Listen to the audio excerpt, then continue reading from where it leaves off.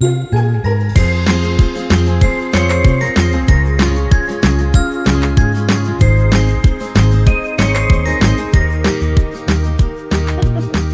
vás u další epizody podcastu Jeden měsíc běžce on air.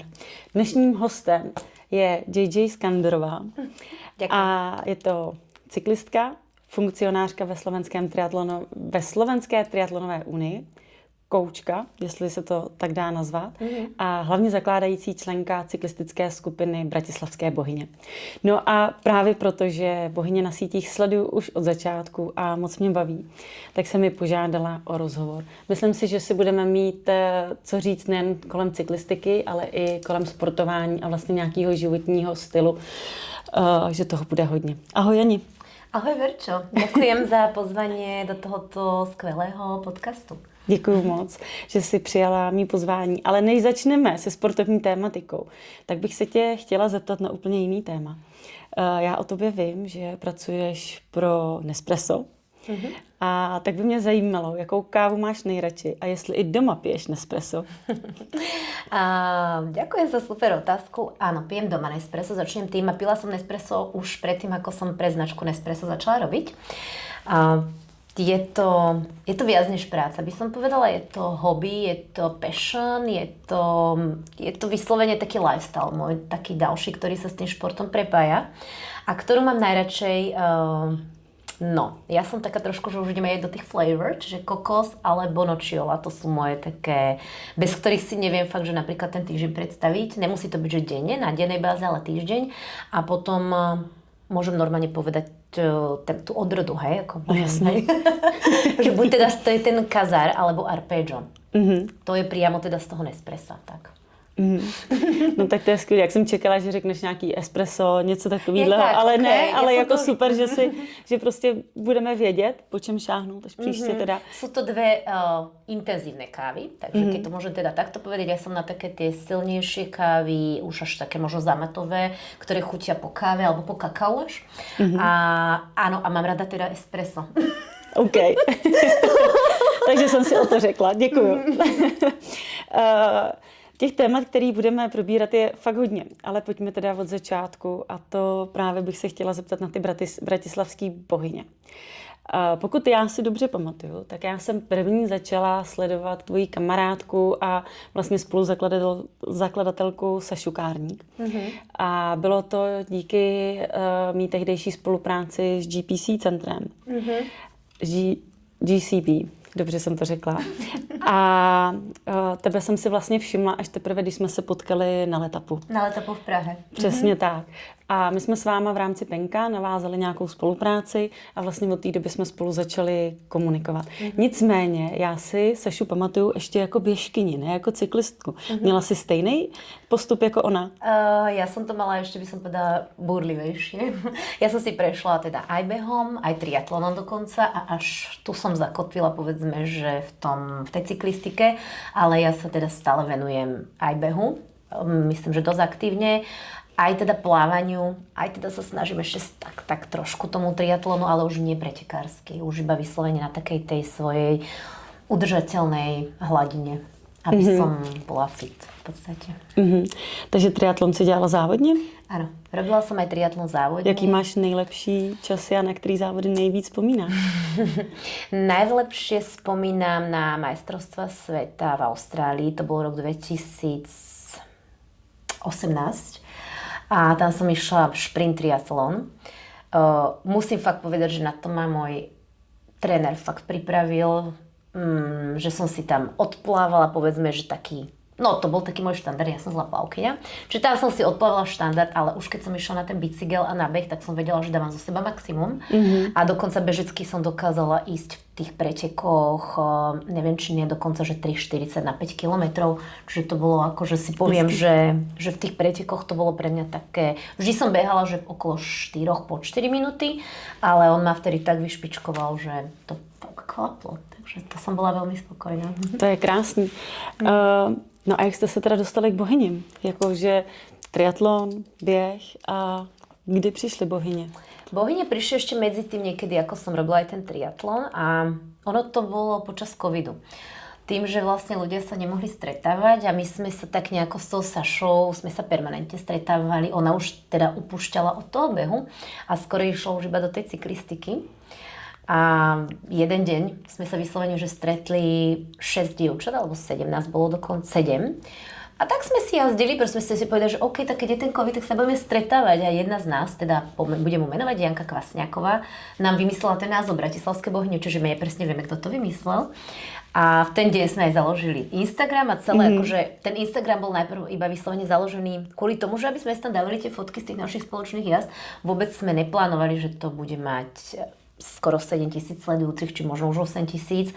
Vôbec sme nevedeli, že z toho vytvárame momentálne v ten deň nejaký brand, ktorý teda ja si považujem tvrdiť, že sme za tých 5 rokov už vytvorili nejaký brand, že to není už len o tom mene Bratislavské bohyne, ale je to nejaký brand, ktorý má víziu a poviem, že Bratislavské bohyne, že možno to evokuje veľmi takú...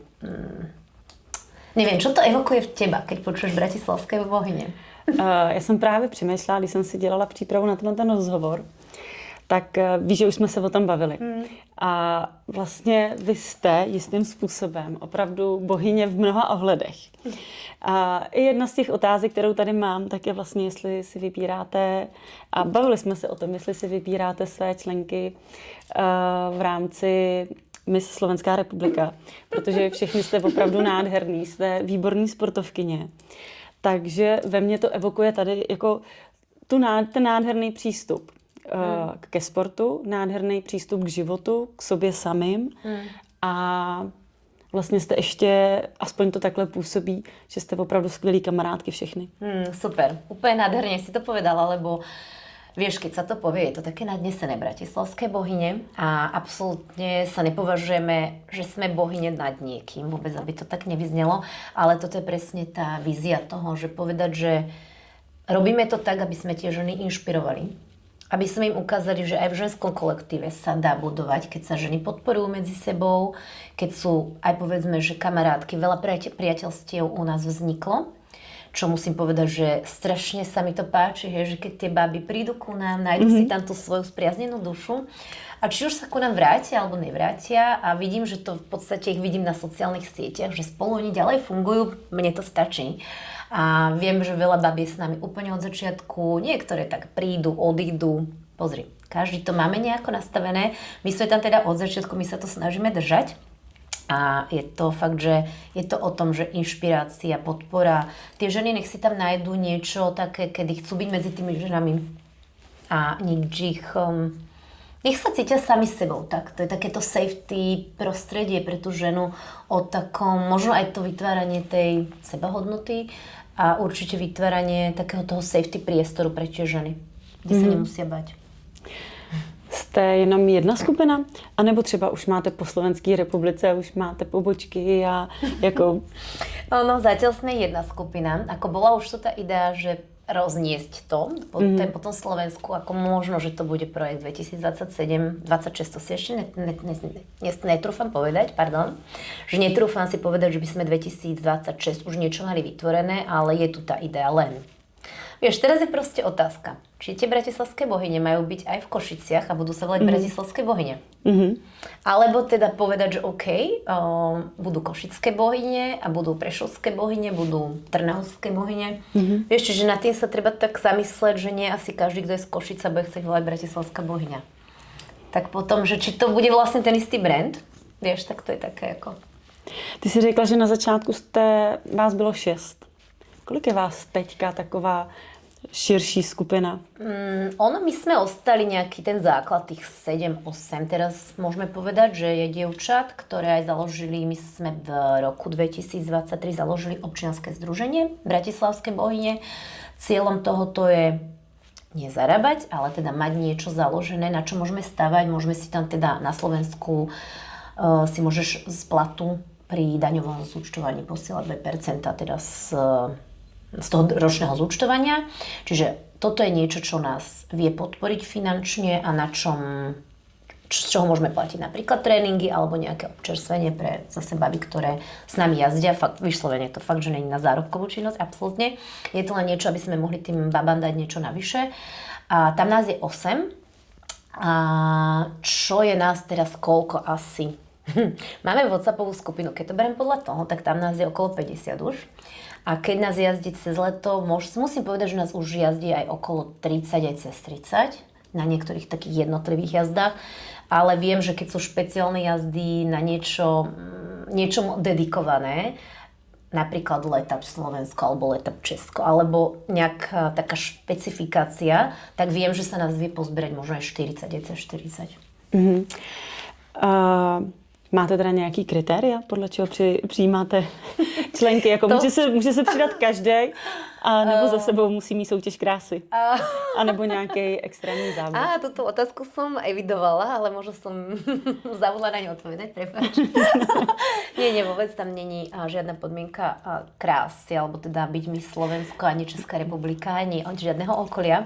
Skorej pre nás je dôležité, aby to dievča alebo tá žena chcela jazdiť v ženskom kolektíve a hlavne teda musí mať cestný bicykel. Mm-hmm. Musí inklinovať tomu športu a musí mať nejaký už teda level v tej cyklistike. My sa snažíme teda jazdiť medzi 27 km za hodinu priemerku do 31, čo sú tie spoločné jazdy, čo si myslím, že sa fakt dá v tom balíku, ale teda už tá samotná žena, ktorá ku nám ide, musí vlastniť ten cestný bicykel, mať príľbu, samozrejme bez príľby nebereme nikoho a musí aspoň sama vedieť bicyklovať okolo 24 km za hodinu. To je podľa mňa taký základ, lebo v tom balíku už sa vie utiahnuť. Mm-hmm. Ale chodia dievčatá, ktoré nevládzu, tak samozrejme potom počkajú nejaký mesiac, že sa trošku ešte vybicyklujú a potom už prídu a sú krásne zakomponované v tom balíku alebo v tej skupine. Mm-hmm. Jezdíte jenom jako social ridy, anebo děláte i vyloženě tréninky? Zatiaľ je to všetko o social ride, je to každý útorok o 5:00 v tých letných sezónach, respektíve u nás je to odkedy sa mení čas, pokiaľ sa mení čas. Čiže je to marec, apríl, tam jak sa mení ten jarný. A teraz vlastne my už budeme mať posledné jazdy. Ešte asi 2, lebo polka októbra sa mení zase čas. Čiže ale tam to súvisí, vieš, aj s teplotou, aj teda s tým, že o 3:30, o 4:00 už je tma, tak ako cez obed asi tie dievčatá na tie bicykle nepôjdu. Čiže áno, je to vyslovene social ride, útorok o 5:00, ale nekončíme tým, cez zimu sa preklápame do zimného. Nie spánku, ale režimu. A to znamená, že ten útorok si ponechávame, chodíme do fitness, alebo teda do fitka, kde máme korigované tréningy s trénerom. Sú zamerané na silu, výbušnosť, presne dynamiku. Čiže sila, výbušnosť, dynamika a samozrejme aj nejaké takéto formovanie postavy, čo to je s tým. A je tam ešte aj kardio do toho. Čiže vyslovene on nás tak berie tak komplexne. No a teraz tento rok pridávame novú aktivitu, ktorá bude v štvrtok a sú to spoločné behy. Takže už sa rozširujeme v tej zime aj o tie behy. A to fitnessko už bolo minulý rok a to leto teda zatiaľ ostávame pri tej cyklistike. Já teda musím říct, že těma vašima zimníma fitness tréninkama jsem se inspirovala a chtěla jsem to zavést u nás v běžecké skupině. Nicméně zatím se mi to ještě úplně nepodařilo, tak doufám, že třeba tu zimu to tam přijde. Ale ty si tady ještě zmínila, že bratislavský bohyně jsou o té podpoře, o vzájemné podpoře žen. Jak funguje kolektiv žen u vás? No, ja za seba, ja možno naivne to poviem, ja si myslím, že veľmi dobre. Ja tam nevidím žiadne prekážky, nevidím tam žiadne negatíva. Ja to poviem úplne úprimne, ja to mám rada, lebo nevidíš tam, dobre, máme tam dievčatá, ktoré prídu a majú chuť sa pretekať, ale vyslovene my hovoríme, že tie jazdy sú social ride, čiže môžeš byť aj dobrá, super cyklistka. Ja si pamätám, že som trénovala a bola som v veľmi dobrej kondícii a vôbec mi nevadilo ísť si raz za týždeň zajazdiť s niekým, kto je možno o 3 triedy nižšie, ale presne to je o tej podpore. Ona ťa vidí ako vzor, ktorý vie ísť aj rýchlejšie, ale dokážeš ísť aj s tou pomalšou skupinou, vieš ich viesť, nepotrebuješ sa tam pretekať, nepotrebuješ sa tam uháňať, veď máš ďalších 6 dní v týždni, kedy si môžeš ísť zatrénovať, či s chlapcami, alebo teda s mužmi, keď ti to chýba, alebo sa nemusíš stretávať už potom vôbec s tými ženami za ten týždeň. Každý sme nejaký. Tak áno, je to o tej podpore a je to o tých social ridách, kde si tie ženy zase medzi sebou nejako zdieľajú také tie problémy z denného života, vieš, a také, takže za mňa toto asi takto by som to viděla. No zatiaľ. Děláte to moc hezky. A když máte takhle i rozdělené ty tréninky a z mýho pohledu vlastně asi ty a možná nejvíc Saša, možná, že se pletu, ale ono to takhle aspoň z toho Instagramu působí a nechci nikomu odepřít nějaký zásluhy. No. A když jim takhle pomáháte jim i třeba s nějakým jídelníčkem, se stravou. Děláte i takovéhle přednášky? Vieš čo, nie. To proberete na tréninku? Tým, že nie sme ani jedna možno do toho, alebo nie sme možno fundované, možno by som to takto začala, ja by som si netrúfala niekomu rozprávať do stravy. Absolútne. Nie, že by som ja sama... Ja viem, čo mne sedí. Viem, že napríklad spolupracujeme s vami. O tom dievčatá vedia, čiže vedia, že si penko, stravu, alebo teda doplnky vedia kupovať, vedia, čo tam všetko je. Myslím si, že aj dosť dievčat, alebo teda tých žien to od nás nakupuje. A myslím, že to je také populárne, čo sa týka tyčiniek, alebo rôznych teda tých vitamínov. Alebo možno teda nejakých hraniekových kaší. Teraz máme, teda ja poviem za seba, obľúbenú pelnu. Ale myslím, že to dostalo taký nábere pri tých našich ženách, že sa im to fakt že páči. Dokonca dve mi povedali, že oni už to predo mnou skúšali a že sú faninky a že si to objednávajú pravidelne, dokonca, že nie cez rok. Takže... Ja to budu teďka kontrolovať. No, prosím ťa, tak mi daj vedieť. Lebo boli veľmi z toho nadšené, lebo ja som im to tak do skupiny napísala, že babi, že ja som objavila asi Ameriku a presne hovorím tie dve, tak som sa ich pýtala na recepty, že ako to robia. Tak jedna, že iba vyslovene zaleje kašu vodou a druhá mi povedala, že dáva iba trochu medu. No tak ja som to aj vylepšila. Aj med, aj ovocie, ale úplně jednoducho to stačí, či s medom, či bez medu, je to fakt super. Tak ta jedna je medová, tak už med je. Ano, ano. Já si dávám voříšky na to, když mám čas jako před dlouhým během, takže normálně to ochutím a když to dávám teďka před odpoledním během, tak opravdu jenom vyloženě, že to zaleju vodou. A ještě se to může zalejt i mlíkem, to je pak takový jako jemnější, ale taky mám moc ráda. No, čiže otázka na to, čím radíme v tej strave. Ja si myslím, že nie sme na to dostatočne fundované, ale keby možno máme nejaký workshop o tom, ako im poradiť, alebo že ako sa stravovať pred bicyklom, po bicykli, alebo teda počas nejakej alebo počas športového, pred športovým výkonom, tak určite by sme to uvítali, keby si nám chcela možno spraviť nejaký workshop. Ja vám udělám produktový workshop. My sa budeme veľmi tešiť, no. V čem se lišíte od jiných sportovních klubů? Je tam něco, v čem jste výjimeční? No, podľa mňa tým, že sme ženský kolektív, lebo takých veľa nie je, sme tu 5 rokov. A snažíme sa to robiť, ja si myslím, že sa to snažíme robiť srdcom a robíme to hlavne teda pre tie ženy. Neviem ešte, čo by som k tomu povedala, určite mi niečo napadne počas toho, jak sa budeme baviť, ale je strašne veľa cyklistických klubov u nás v Bratislave, alebo teda aj na Slovensku vo všeobecnosti. Sú to väčšinou, fakt poviem, že mužské týmy, alebo keď tak sú zmiešané. A vždy iba to vidíš iba o tom, že OK, vidíš, že je nejaká jazda, potom robia možno nejaké social ride, kde sa spoja 2-3 kluby, ale strašne mi prídu takí uzavretí. Hoci kedy nebudem nikoho ani menovať, ani nikoho dehonestovať, že som napísala niektoré zo skupín, že či môžem ísť s nimi, tak mi ani len neodpísali. Dokonca raz som došla, že som vedela, že sa stretávajú na nejakom mieste a povedali, že to je proste uzavretá skupina, že s nimi nemôžem ísť. Tak mi to prišlo také zvláštne. Ale hovorím, OK, však každý máme nejaké, ku nám sa môže pridať fakt, že každá žena, kedykoľvek. Keď máme otvorené jazdy, že aj s mužmi, či to je sobota, alebo nedeľa, alebo nejaký iný deň, ako je útorok, tak my absolútne nikomu nepovieme, že sa k nám nemôže pridať. Hej. Že mi to príde, že to má to byť ten šport, čo má tých ľudí spájať. A ja neviem, no tak... Neviem, no mne to príde také zvláštne. Čím se stalo, že jste se dostali do podvědomí tolika lidí? Podľa mňa tým názvom. Podľa mňa ten názov sám o sebe hovorí, čo hovorí. A aj napríklad strašne to mám rada u vás v Čechách, keď sme niekde. A väčšinou teda páni, hej, to počúva, alebo nás poznajú. Jo, bratislavské bohyne, to ste vy, no to je super, tak my vás rádi vidíme. To je strašne zlaté. Čiže ja si myslím, že to je ten názov, no. Já si myslím, že vy i dneska máte spoustu spoluprací i díky tomu Letup. Protože jestli si pamatuju, tak vlastně právě tím, jak jsme tam byli společně, tak my jsme vás dali dohromady s organizátory tehdy a pak se to rozjelo. Je to tak? Nebo už to bylo předtím? Mne sa zdá, že už vtedy, čo sme sa tam stretli, už sme boli s Přemkom v nejakom kontakte. Úplne rozmýšľam, alebo sa to potom nejako Ale určite už museli sme tam byť, že cez neho. Reálne, že už nám povedal, že prídite, ale samozrejme tá spolupráca sa viac prehlbila. Teraz mu robíme aj, teda nie pre neho vyslovene, že robíme mu, ale zavolá nás aj na také tie, neviem ako to nazýva, tie prvé výšťky v Dubnu, čo má.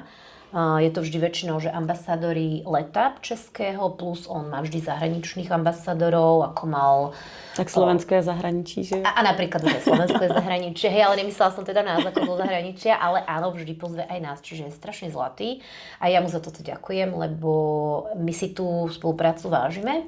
Nehovorím, že aj na Slovensku máme teda túto spoluprácu, len každý to robí inak, hej, že on to robí viac tak social, robí viaceré tie kroky, čo tuto, možno na Slovensku to zase vnímam inak, lebo my sme tie, ktoré tam sa staráme o tie výšťky, ako to vy to nazývate. Čiže možno, že zase, možno keby sme boli, ja neviem, z Košíc, tak nás možno do tej Bratislavy zase na tie výšky zavolajú, vieš, čiže vnímam to inak, ale tak každý to robí iným štýlom a možno je to, že presne sme v Bratislave, sme tam a my to tam organizujeme a tu vlastne už prídeme na zorganizované, tak možno to je také iné vnímanie, vieš. A obidve sú super, obidve tie spolupráce sú super. Tak čím jste se dostali do povědomí těch lidí? Jenom opravdu tím názvem myslíš? Nebo tím, jak to děláte? Protože to děláte hezky, za mě. Ako ja by som pevne chcela veriť tomu, že aj za to, že to robíme inak. Hej, ale na takú tú prvú si myslím, že to je to, že bratislavské bohyne. A my sa snažíme na tom Letupe napríklad aj vytvárať skupiny, alebo teda tímovú súťaž. A myslím si, že aj to vždy sme zatiaľ boli vždy na pódiu. Či prvé, alebo druhé miesto, alebo teda aj tretie, ale vždy sme na tom pódiu, keď sme na tom Letupe. Neviem, akože myslím si, teraz som napríklad sa snažila robiť s bratislavskými bohyňami projekt pre triatlon a tiež je to zase v tom triatlone sme boli ako keby, povedzme, že nové, ale musím zase povedať, že už nás tam tí ľudia z tej cyklistiky vnímali, čiže nás poznali a boli sme na vyslovene mužsky vnímaných triatlonoch, lebo akože berem, že sú aj žensky vnímané triatlony, ale vyslovene Xterra to je taký mužsky vnímaný triatlon, bo je horský, preto je náročnejší a tých žien je tam oveľa menej, je to na Slovensku možno nejakých 12% žien a 88% asi percent mužov, bohužiaľ. A v Čechách je to obdobné.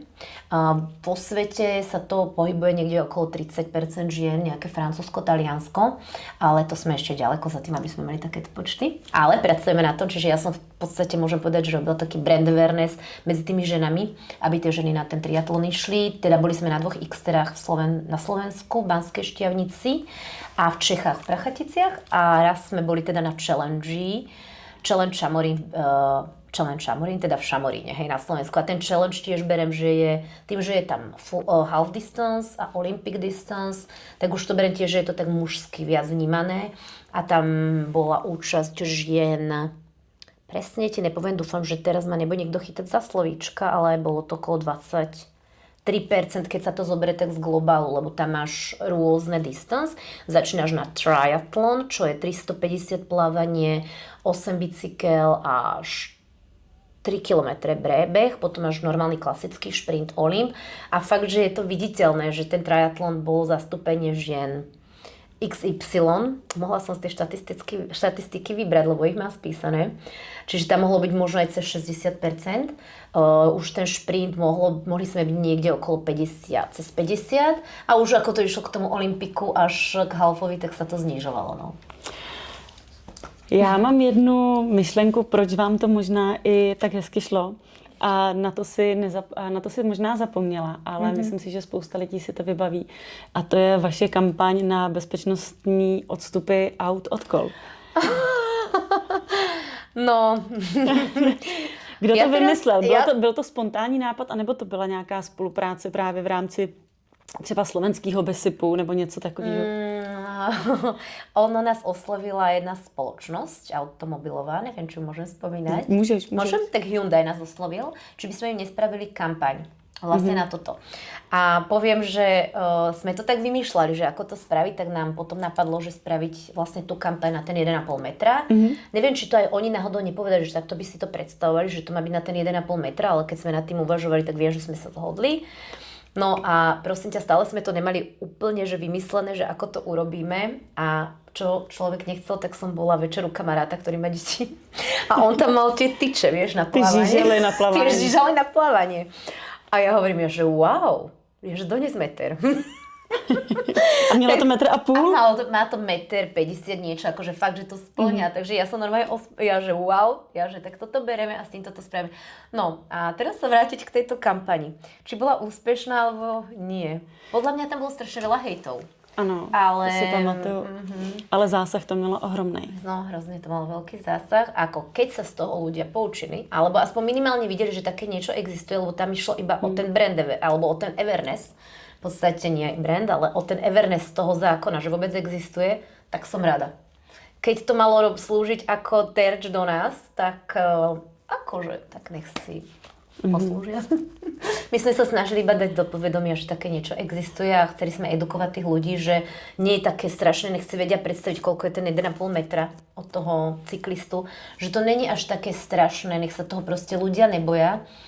A sama dobre vieš, keď si na bicykli a prejde okolo teba auto tak, že ťa pomaly lízne zrkadielkom, ako sa cítiš, ako keď spraví okolo teba, nemusí to byť ani 1,5 metra, hej. To je v podstate také, aby si tí ľudia uvedomili, že ťa majú obísť. Čiže on keď dá aj 80 cm, čo je polovica, tak stále je to lepšie, jak centimeter. Takže keď tam není priestor a oni sa budú vyhovárať, že bože, a teraz som mali z 1,5 metra, nie, ide o to, aby sme sa na tých cestách rešpektovali a aby videl, že ťa neohrozuje. On nemôže vedieť, že ty teraz môžeš fakt, že padnúť do nejakej jamy s tým kolesom. Nedaj Bože, fakt, že padneš na tú cestu.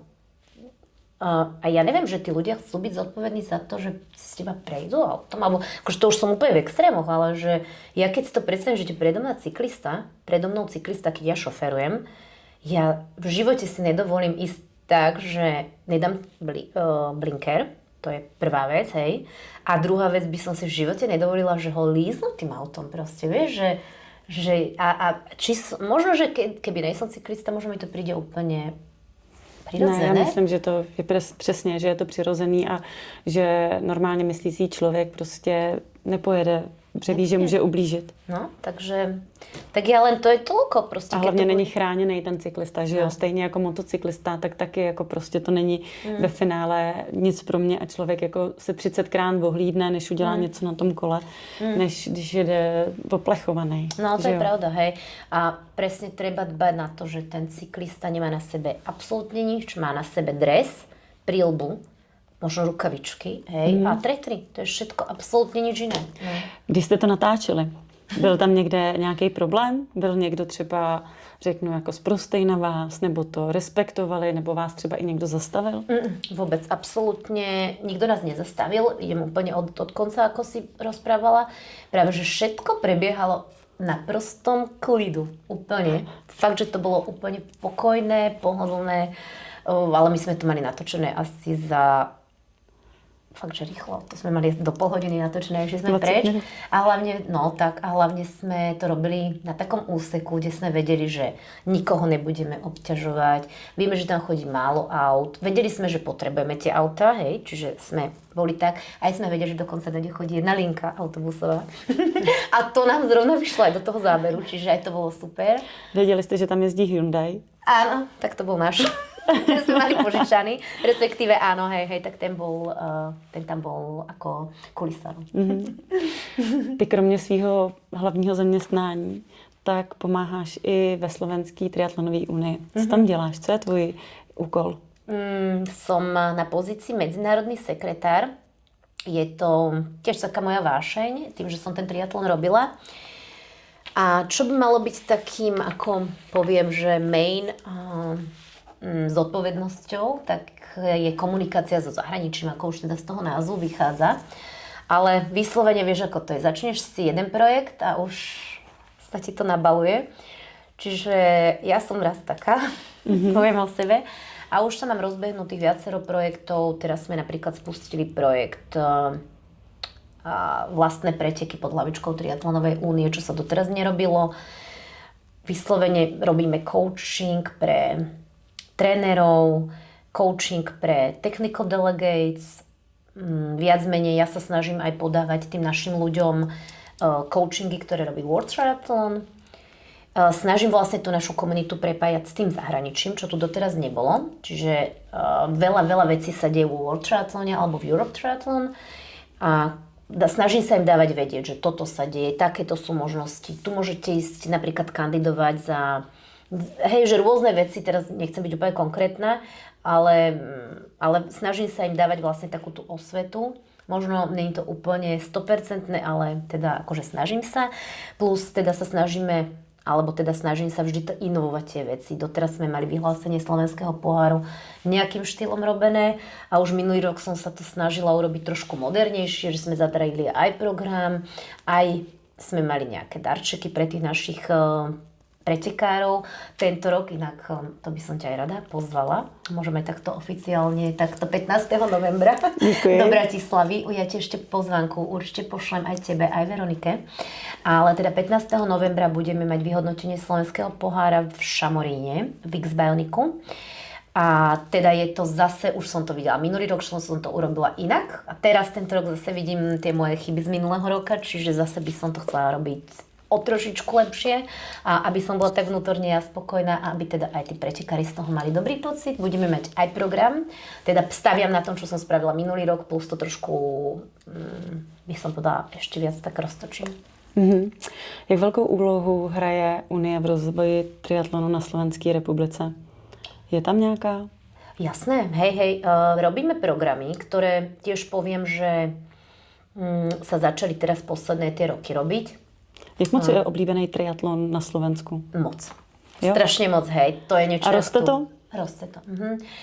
Ono je veľmi dôležité pre, či je to triatlonová federácia, alebo únia, alebo atletická, tak ono je základňa do 23 rokov. Lenže my sa nachádzame v triatlone, ktorý je populárny pre dospelých od 30 rokov, alebo tam začne byť taký ten najväčší, použijem zase ten anglicizmus hype, hej, že tí ľudia sú po tej 30-ke, nevieš, či sa chceš vlastne ženiť, vydávať, či chceš mať rodinu, alebo keď ti to nevíde, tak ideš robiť triatlon. Já jsem chtěla říct, nevíš, jestli chceš rodinu, tak si prostě koupíš kolo. Napríklad začneš plávať, bicyklovať a behať. Čiže akože ja vidím tu, ale to môžu byť aj muži, alebo ženy po 40-ke, alebo aj po 20-ke, len ako mám takú svoju štatistiku, že sa to deje niekde okolo 30-35 rokov, kedy ten človek vlastne nevie úplne, že či chce to, alebo to, tak sa venuje vlastne zatiaľ tomu športu. No a vlastne dôležité je robiť tú základnú do tých 23 rokov, ale nehovorím, že len kvôli tomu, že to je potenciál pre dotácie a podobné, ale preto, aby tie decká a tí rodičia dostali vôbec informáciu o tom, že ten triatlon existuje. Triatlon je všestranný šport. To znamená, že rozvíjaš tam nie len teda akože beh, hej, ale teda rozvíjaš plávanie, bicykel, beh, čiže sila, nejaká ohybnosť, vytrvalosť, dynamika. To všetko je v tom triatlone spojené. Není to iba jeden pohyb. No. Čiže je to fakt, že komplexné. A za mňa akože poviem, že keby som sa opäť narodila, tak idem do triatlonu. Co by si chtěla v rámci Unie, nebo co by si se chtěla zasadit? Co by si chtěla dokázat? Čo by som chcela dokázať, aby sme mali minimálne double alebo aj triple základňu, momentálnu, čo máme. S tým to teda súvisí, aby sme dostali určite oveľa viac dotácií od štátu, lebo to je na to nadväzuje.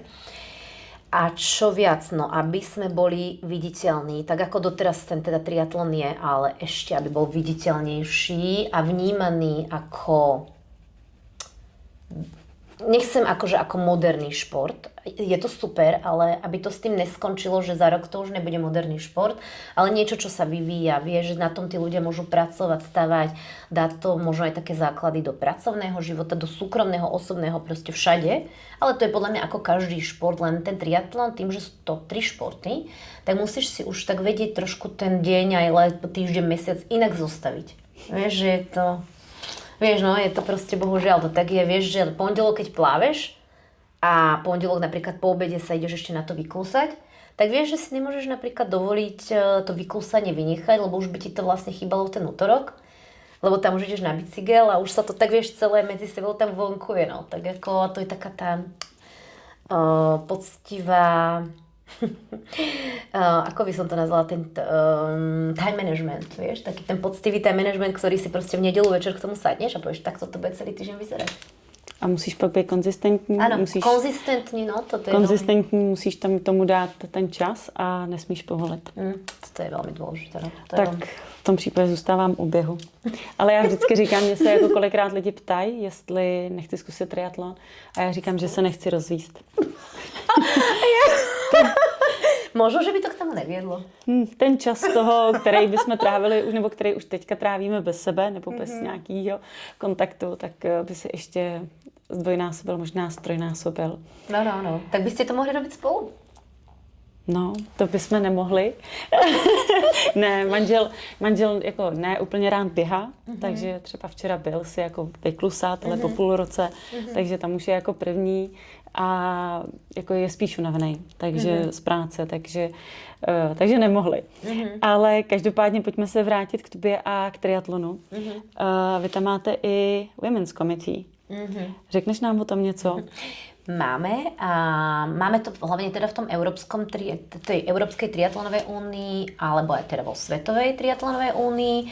Táto u nás, tá ženská komisia, ktorú teraz stále my ešte voláme Women's Committee, vznikla v roku 2020, teraz 2025, čiže 3 roky dozadu, 2021, 2 plus minus. Vtedy sa o tom začalo nejako rozprávať, a okolo roku 2020 sa okolo tomu začalo nejako rozprávať. A vznikli sme, v podstate som bola medzi tými prvými, ktoré tam boli v tej ženskej komisii. Predtým viem, že boli nejaké také pokusy o to, že tu bude nejaká ženská komisia, nebude, ale viem, že tie kroky nejako nikdy sa buď neudiali, alebo to nebolo úspešné. Čiže od zrodu tej komisie v tom Európskom triatlóne som. Zatiaľ sme nejaký extra super projekt, ktorým by som sa mohla pochváliť, neurobili, ale zberáme data. Čemu slúži tá komisia celá? Čomu slúži? Vlastne my sme si primárne chceli nastaviť, zistiť data. Či ženy vôbec v tom triatlone sú, ak áno, v akých počtoch, akých percentách, či sú nejaké koučky, či sú technical delegates, že toto bola taká možno prvá ročná práca, kde sme si spravili aspoň nejaký prehľad, čo kde je, čo ako funguje. Potom sme si začali dávať nejaké možno také tie méty, že OK, poďme robiť nejaké coaching, webináre. A teraz vlastne máme taký, by som povedala, najväčší projekt, ktorý je on go, alebo teda ešte v takom procese, ešte povedzme, že dobre, ešte ho nemáme až tak v rozbehu. A ideme robiť vyslovene, že mal by to byť dvojfázou, alebo teda také 2 sedenia webináru. Neviem, či by som to nazvala úplne webinár, možno workshop, online workshop, kde budú rozprávať 4 dámy.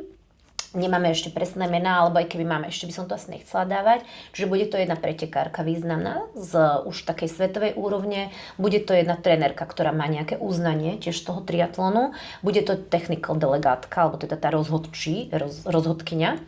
A tiež nejakého takého európskeho svetového formátu, ktorú vie, čo môže do toho povedať, aké sú, hlavne teda na čo sa zameriavame, na to, že čo žena v triatlone, aké má úskalia, čo je pre ňu dobré, čo není dobré, kde vidí napríklad nejaké bariéry a v čom jej môžeme pomôcť my ako komisia, čo môžeme zaviesť, aby sa jej ako tej žene v tom, povedzme, stále mužskom prostredí pracovalo dobre.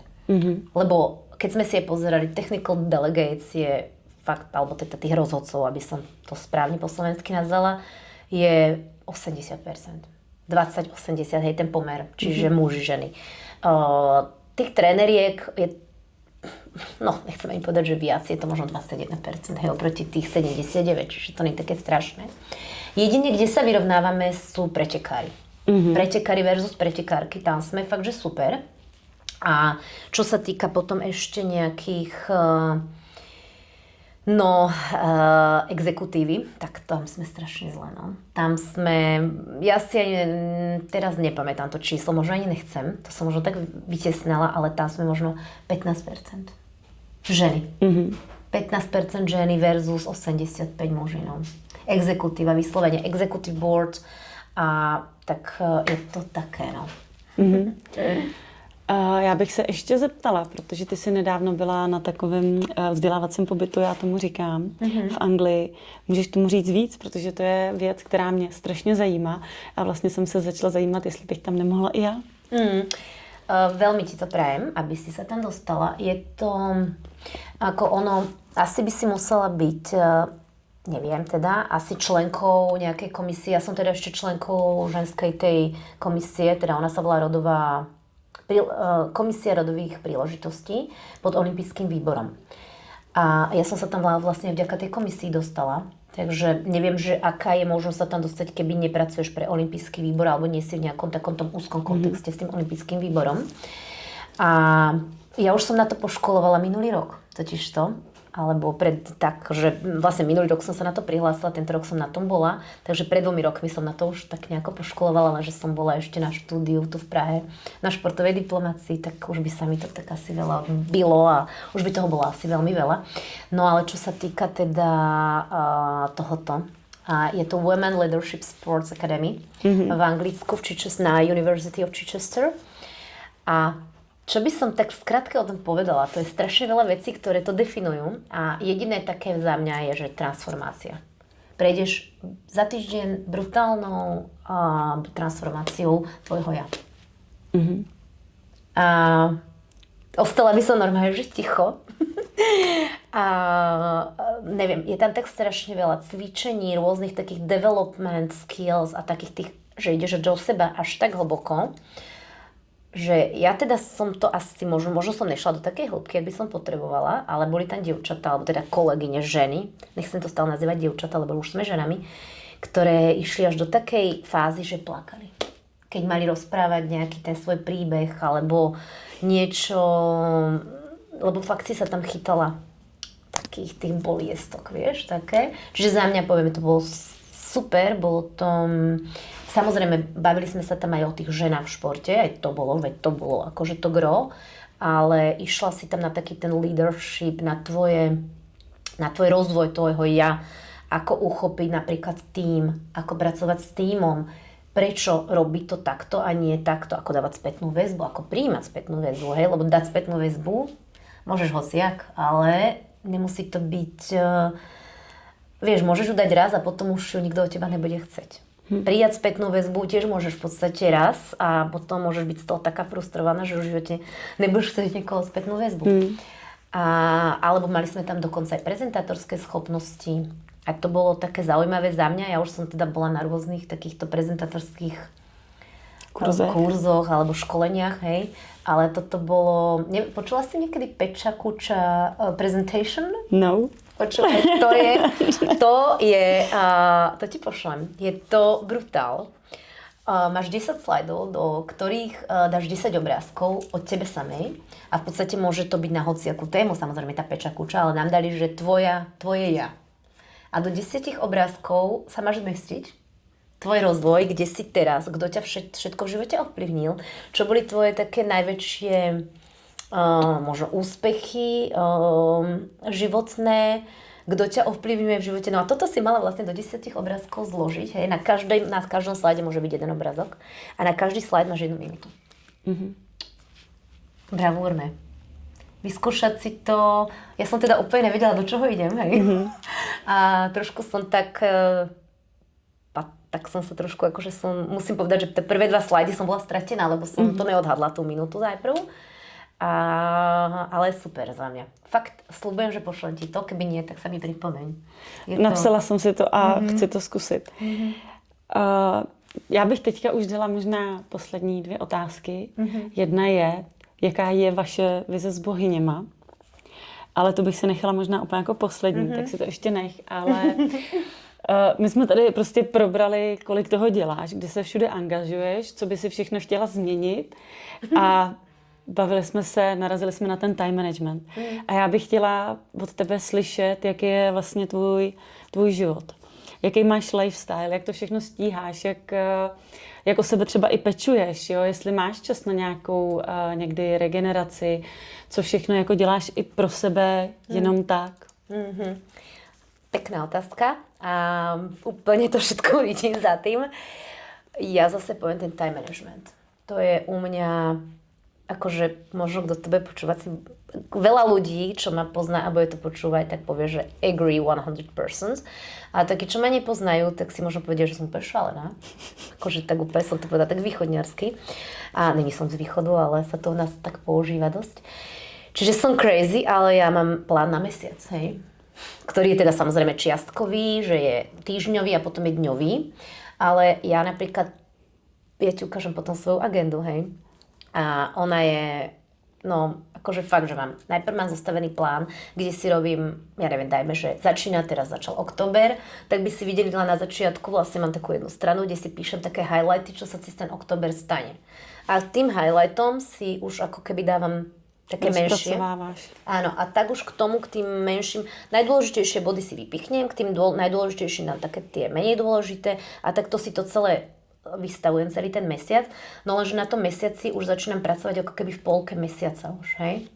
Čiže ono je to také, alebo keď viem, tak postupne si to zaznamenávam, že viem, že v decembri bude to, tak už si to dávam vlastne do tej agendy. No a potom ten hodinový time management, akože mám fakt taký prísny. No. To som, že vidíš, že teraz som ti, ak sme sa mali stretnúť, som ti povedala nejakú hodinu a viac menej sme sa do nej vieš, že videla si, že nebolo to, že by sme sa o 2 hodiny odklonili. Alebo vieš, že jak som ti povedala, tak ja som tu v podstate bola o 10 minút len neskôr na tom prvom čase, jak sme sa dohodli. Čiže že ja už to viem tak odhadnúť a ja strašne ale to je podľa mňa, ja hovorím to nahlas, prepáčte, že nerozumiem, jak môže niekto prísť o 1,5 hodiny neskorej. Ja tomu nerozumiem, vieš, že... Děkuji, že jsi řekla o 1,5 hodiny a ne o 10 minút, o který jsem přišla já. No, vieš, že ja tomu proste nerozumiem, vieš, že jak ti môže niekto povedať deň pred, alebo v ten istý deň, že vieš čo, Jana, tak stretnem, alebo vieš čo, tak stretneme sa o 3:00 a on ti o 3:30 ešte len napíše, vieš čo, nestíham to o 3:30, dojde o 5:00. A ty, že vieš, také, no, toto ja tomu nerozumiem. No, rozumiem, ale ja tomu. Čiže môj time management je, že must have a áno, mám aj svoj čas pre seba. Napríklad včera som sem prišla, sme teda v Prahe, to môžem povedať, a vedela som, že mám také 2 hodiny pre seba, tak som išla na hodinovú masáž a potom som sa ešte išla na 30 minút prejsť. Vieš, že také. Chcela som ísť najprv, že beh a potom tú masáž, ale nevychádzalo, to musela som dať masáž popredu. Ale využila som tie 2 hodiny pre seba, úplne, že pre seba. U čeho si odpočineš? Masáž. Povedať, že pri telke si oddychnem vôbec, absolútne. Nemám rada tie vnemy, také tie, že ja potrebujem vypnúť hlavu, lebo ja mám tak strašne veľa vecí, ktoré mám v hlave, že ja nemôžem mať ešte telku pri sebe, alebo keď mi niekto povie, že takto oddychuje, takto ne. To vôbec, akože, že scrolluje Reelska, hej, keby ste to chceli vedieť, čo som robila, že scrolluje Reelska a že preňho je to akože nejaký, možno je to preňho forma oddychu, ale pre mňa ne, lebo však to sú také vnemy v tej hlave. Ja napríklad aj pred spaním, ja nemám strašne rada byť s tým telefónom, vieš, vôbec. Že najradšej o 9... Ja si telefon vôbec do ložnice neberu. Wow, super. A máš to tak, že aj s manželom, že neberete si nikdo? On si bere. Já si ho neberu, protože přesně, jak říkáš, tak pak člověk jako nad tím stráví strašného času, ruší ho to i ráno, když vlastně vstane. A já místo toho teda si vždycky vezmu knížku, mám takový to, že aspoň 10 stránek denně, když už nic, tak aspoň 10 stránek. A vlastně já už jako u té 8., 9., tak už cítím, že začínám maličko usínat a vlastně pak ji odložím a vlastně jsem připravená na to spát. Takže já si beru telefon jenom tehdy, když třeba dcera nebo i manžel, jako když náhodou není doma, nebo spíš dcera. Asi jako hlavně u té dcery, když není doma, tak to si ho vezmu, ale jinak ne. Tak sdielam s tebou presne toto, no. A knižka, hej, pre teba? Knižka. Čteš? Čítam, ale neberiem to ako relax, lebo mám rada naučnú literatúru. Veľa sa zaujímam o ten leadership, alebo teraz mám strašne dobrú knihu, to ešte môžem odporúčiť, ale je to teda o tých ženách. Volá sa teraz Invisible Women. A je to o tých rodových nastaveniach, hej, že ako v podstate my kde sme momentálne v 21. storočí a aj tak stále, ako v tej knižke sa to píše, že značky. My si to možno aj neuvedomujeme, že všetko je v podstate také mužské, hej, že telefóny, že vraj sa robia vyvíjajú sa iba na mužské ruky. To totálna, že blbina, hej. Alebo že sa aj veci, skrine, postele, všetko sa vyrába ako keby na mužské postavy, lebo sú vyšší, mohutnejší, tak ako, že im nedáva zmysel robiť veci na ženské veci, pretože takí muži neexistujú a bolo by to, ja neviem, či nepredajné, ale neviem, ale v tej knižke sa to veľmi dobre dočítaš. Veľa rôznych takých, akože aj tých farma vecí, že sa testuje na mužoch. Vieš, že potom sú relevantné ako keby výsledky toho, že teraz tá žena môže s tými hormónmi úplne inak na to reagovať, ako ten muž s tými mužskými, vieš? Čiže ako fakt tá kniha je taká zaujímavá, už nečítam druhýkrát. A je to také, že my si vôbec tým, že ja som v tej téme brutál ponorená, tak ma to zaujíma, ale možno človeka, ktorý je iba obyčajný užívateľ, alebo tu iba tak si a vôbec ťa tá téma nezaujíma, tak možno, že mi po 10 stranách povie, že no go, hej. Ale za mňa fakt je to zaujímavé, že jak si to tak... Čiže čtu. Ale také, že nemám to pred spaním, lebo ja si strašne rada tam robím poznámky. Nečítam takú tú beletriu, pričom by som si mohla odpovedať, ale pre mňa je to také tie motivačné knihy a z toho si veľa ja robím poznámky, tak to je skoro. Já si teda počkrtávám, většinou knížky jako nedávám, ale přesně z takovýchhle knížek, kde se něco dozvím, kde něco si z toho můžu vzít, tak si to... Takže tiež, hej, ideš týmto štýlom. A to môžeš pred spaním čítať? Můžu, to mi nevadí. Ale je pravda, že toho nepřečtu třeba tolik, jako té beletrie potom. Jo, samozřejmě, když máš dobrou knížku, která má příběh a zajímá tě, jak to bude a kapitola končí přesně v tom, kdy nevíš, jak to jde dál, tak samozřejmě je to potom jako rychlejší, jo. Samozřejmě u toho, když čtu nějaký, řeknu odborný, tak přece jenom musíš jako dávat větší pozor, musíš se víc soustředit. Jo, samozřejmě u takové beletrie, tak na začátku se musíš soustředit, aby si jako ty vztahy tam pochopila, ale pak už je ti to jedno, pak už ve finále stačí přeskakovat a nepotřebuješ už tolik.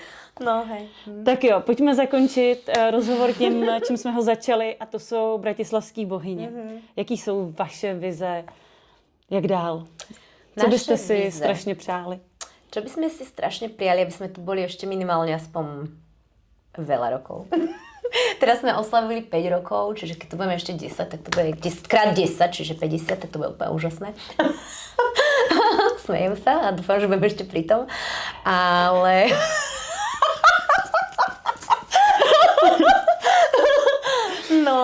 Budeš jezdit na kolečkovém křesle. No presne, tak budú mať ťahať tie mladé. Aby sme mali veľa spokojných žien, ktoré ku nám prídu, ktoré sa budú chcieť ku nám vrácať, ktoré si povedia, že super, tie bohyne mi niečo dali, naučili ma, podporili ma a nemusí sa ani ku nám vrátiť, ale bude na nás mysleť a povie, že to bolo super s nami. A vízia. No, my ani... Akože veľmi ťažko sa mi to hovorí, lebo my sa nechceme nejako biznisovo rozvíjať, alebo teda aspoň nie zatiaľ. My sme radi za spolupráce, my sme strašne radi za spoluprácu s Penkom, teda s vami. My sme radi za rôzne také spolupráce, ktoré nás do ničoho nenútia. Vieme, že nám to pridá hodnotu, vieme, že aj tie naše ženy z toho ťažia a že im to urobí nejakú osvetu, ale povedať na to, že teraz ideme vytvárať niečo, čo chceme predávať, alebo a na tom zarobiť. Lebo zarobiť a dať do toho, to už chceš niekoho človeka, ktorý sa tomu bude dlho venovať. My napríklad, vieš, teraz robíme dresy. Tak si predstav, že ja tie dresy robím už od februára a ešte nie sme vo finále. A to si myslím, že celku rýchlo ja odpovedám, len stále je tam niečo, že stále sa na niečom zasekneme. To trvá potom 2-3 týždne, kým si to povieme. No, čiže vízia je, že buďme tu spolu dlho, nechneme spolu krásne a iba to tak rozvíjajme, ale zatiaľ akože by som nepovedala nejako, že sa chceme nejakým merčom uberať, že predávať alebo čo. Čiže šíriť to také, tú dobrú energiu a tú ženskosť. Já jsem teďka mluvila pár dní zpátky s kamarádkou a bavili jsme se o tom, že že spousta lidí se bojí sdílet vlastně cizí dobrý projekty, aby jim to nějakým způsobem neuškodilo. A právě bych chtěla říct, že z vás to vůbec absolutně necítím.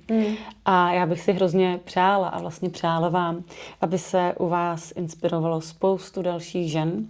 A nemusí to být jenom tím, jenom tou cyklistikou, ale vlastně vaším přístupem k životu a ke sportu. Moc ti děkuju za rozhovor, bylo to krásný, spoustu jsem se toho dozvěděla, myslím si, že mám zase co číst, co studovat, co zkoušet a ať se máte dobře, ať se vám daří. Děkuju. Ďakujem veľmi pekne. Ja ďakujem, Veronika, bolo to veľmi pekné a príjemné. Ďakujem. Mějte se krásně, ahoj.